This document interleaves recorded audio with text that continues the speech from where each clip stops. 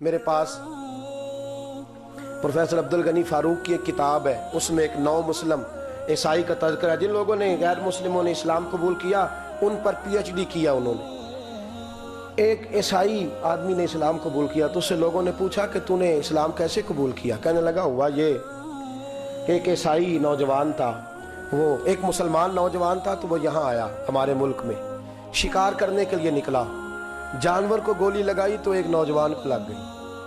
اب وہ چاہتا تو بھاگ بھی جاتا، لیکن وہ بچہ اٹھایا اس نے، اس کا گھر معلوم کیا، گھر گیا، گھر والوں کو بتایا کہ مجھ سے غلطی ہو گئی۔ کہنے لگا نہیں، تو نے جان بوجھ کے مارا ہے۔ کہنے لگا وہ تمہاری مرضی ہے۔ کیس لگا، اس کو انہوں نے پھانسی کا حکم دے دیا۔ ایک دن وہ جو اسلام قبول کرنے والا ہے وہ ایس ایچ او صاحب ہے، انسپیکٹر صاحب ہے اس علاقے کے، انہوں نے اسلام کو ان سے پوچھا جا تو وہ کہنے لگے نوجوان آیا تو میری کسٹڈی میں میرے پاس اس کا کیس لگا۔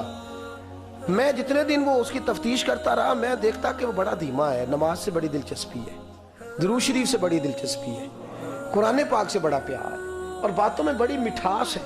اور کہتے ہیں جب میں نے اس کو کہا ایک دن کہ یار تو بھاگ جاتا، تجھے کیا ضرورت پڑی تھی مصیبت کو گلے ڈالنے؟ مجھے پتا ہے تجھے غلطی سے ہوا، تو پہلے جانتا نہیں تیری دشمنی کیا ہوگی۔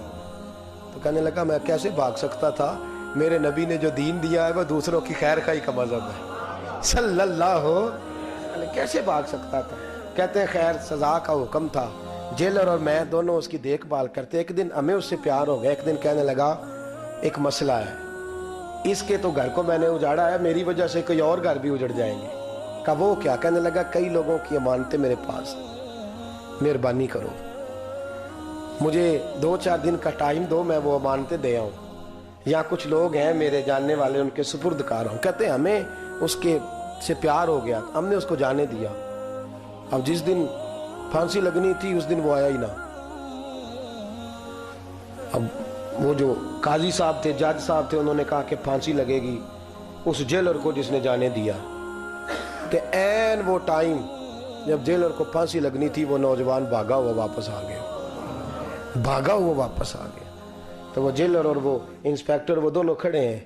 کہا کیوں دیر سے آئے؟ کہنے لگا کشتی میں بیٹھا تھا، اس نے ہجکولے کھائے، لوگ ڈوب گئے، میں بچ گیا۔ کہا پھر تو کیسے آیا؟ کہنے لگا تیر رہا تھا تو بڑی مشکل سے تیرتے تیرتے سارے رستے اللہ سے دعا مانگتا ہوں، یا اللہ ایک میری وجہ سے پہلے گیا ہے، 2 اور نہیں جانے چاہیے، دعا مانگتا ہوا یہاں تک پہنچا ہوں۔ انہوں نے کہا یار تو زندگی بچا سکتا تھا، تو نے کیوں نہیں بچائی؟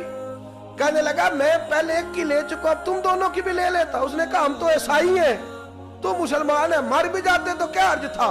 کہنے لگا کیسے مر جاتے؟ میرے نبی نے کہا ہے دین النصیحہ، دین دوسروں کا بھلا کرنے کا نام ہے، دوسروں کا بھلا کرنے کا نام۔ وہ اب گیا قریب، اس نے بات سنائی، اس کو لٹکانے لگے تو وہ جو جلاد تھا وہ لٹکانے لگا تو وہ انسپیکٹر کہنے لگا اس کو رہنے دو، مجھے پھانسی دے دو۔ وہ کہنے لگا نہیں تم ان دونوں کو رہنے دو۔ جیلر کہنے لگا مجھے پھانسی دے دو۔ اب جب وہ سب لوگ کھڑے ہیں، پھانسی ہو رہی ہے، لوگوں کی آنکھوں میں آنسو ہیں، جج صاحب بھی کھڑے تھے۔ جج کہنے لگا تم تینوں چاروں کو رہنے دو، مجھے لٹکا دو اس کی جگہ پہ۔ لوگ رو رہے، تڑپ رہے، وہ بچے کے والدین بھی کھڑے تھے، وہ سارے کھڑے تھے۔ وہ جلاد جو پھانسی دیا کرتا ہے جسے کبھی رحم نہیں آتا، اور رسی چھوڑ کے پیچھے ہو گیا۔ لوگوں نے کہا تو کو پیچھے ہو گئے؟ کہنے لگا اگر یہ مرے گا تو میں بھی مروں گا، مجھے پھانسی ملے گی۔ تڑپ اٹھے سارے لوگ، آنکھوں میں آنسو آئے۔ جب سارے روئے تو بچے کا والد آگے بڑھ کے کہنے لگا قسم ہے اللہ کی عزت کی، اگر تیرا یہ رنگ ہے تو محمد عربی کا کیا رنگ ہوگا صلی اللہ علیہ۔